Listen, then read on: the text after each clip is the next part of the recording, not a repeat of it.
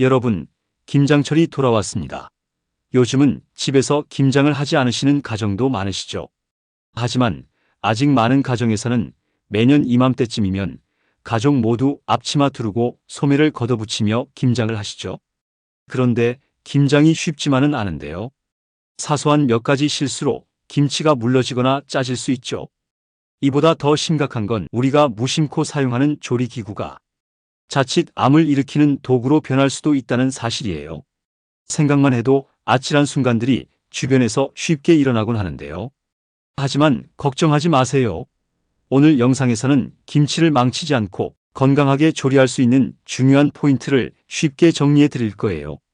그럼 지금 좋아요와 구독 버튼 꾹 눌러주시고 건강하게 김장을 하실 수 있는 필수 팁들을 알아보러 가보시죠.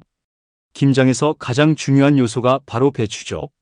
요즘은 가정에서 절이시는 번거로움이 있어 절인 배추를 택배로 받아보시는 분들이 많으시죠. 그런데 절인 배추를 상온에서 보관하게 되는 경우 대장균이 번식할 위험이 있다는 사실 알고 계셨나요? 배추가 상온에 오래 머물면 세균 증식이 빠르게 일어날 수 있습니다. 이런 상태로 바로 김치를 담그면 건강에 좋지 않은 영향을 미칠 수 있죠. 요즘 다 절인 배추를 사서 하지 집에서 절여서 사용하는 집이 어디 있어? 라는 생각을 하셨나요? 네, 그렇죠. 이 절인 배추를 건강하게 사용하는 방법은 어렵지 않답니다. 절인 배추를 김장을 하기 전 깨끗한 물로 3, 4회 깨끗이 씻어서 사용하시기만 하면 된답니다. 이 과정에서 남아있는 이물질과 혹시 모를 세균까지 제거할 수 있어요. 헹군 후에는 물기를 잘 빼줘야 양념이 잘 배고 김치 맛도 더 좋아진답니다. 두 번째는 바로 소금입니다. 소금은 배추를 절이고 김치의 발효를 돕는 핵심 재료인데요. 그런데 매년 김장철만 되면 국내산으로 둔갑한 중국산 소금이 대거 유통이 되어 조심을 하셔야 한답니다. 중국산 소금은 주로 소금 광산에서 채취한 암염을 원료로 사용합니다. 이 소금은 미네랄 함량이 적고 중금속 함량이 높아 건강에 좋지 않답니다. 뿐만 아니라 짠맛이 강해 배추가 쉽게 무르게 되는 연화 현상이 발생하여 아삭함을 유지하기 어렵죠. 반면 국내산 천일염은 깨끗한 바닷물을 햇볕과 바람으로 증발시켜 얻은 소금으로 미네랄이 풍부하고 맛도 훨씬 깔끔합니다. 게다가 암염보다 더 큰 문제는 중국산 소금에는 수분에 의해 굳는 것을 막기 위해 고결방지제라는 화학 성분이 첨가됩니다. 이 고결방지제를 장기간 섭취하면 신장과 내분비계에 문제가 생길 수 있다는 연구 결과도 있는데요. 그래서 김장을 하실 때는 소금 선택이 무엇보다 중요합니다. 그럼 국내산 소금과 중국산 소금을 구분하시는 방법이 궁금해지실 텐데요. 국내산 소금은 입자가 곱고 크기가 일정하며 색깔이 하얀색을 띈답니다. 반면 중국산 소금은 누르스름하고 입자가 고르지 못하며 짠맛이 지나치게 강하고 입안에 쓴맛까지 남는 것이 특징이랍니다. 더불어 김장에 빠질 수 없는 필수 재료가 마늘과 생강입니다. 그런데 여러분, 이 재료들도 잘못 관리하면 독성 물질로 변할 수 있다는 사실 알고 계셨나요?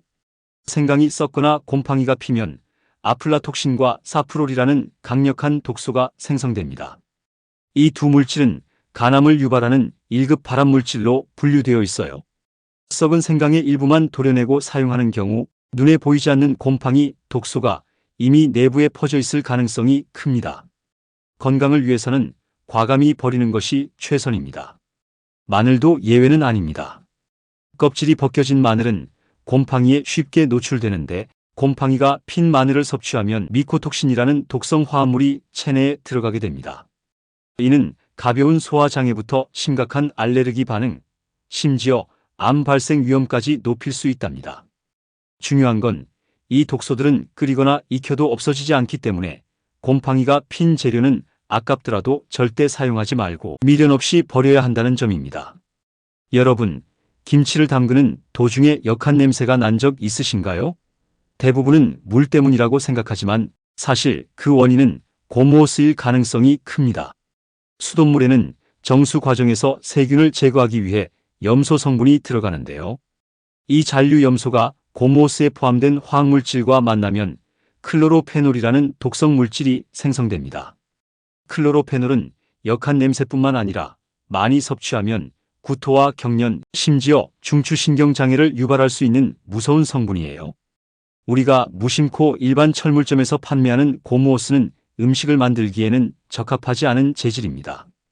음식 준비 시에는 반드시 무독성 또는 식품용으로 표시된 호스를 사용하세요. 특히 김장처럼 많은 양의 음식을 다룰 때는 위생이 곧 건강과 직결된다는 점 잊지 마세요.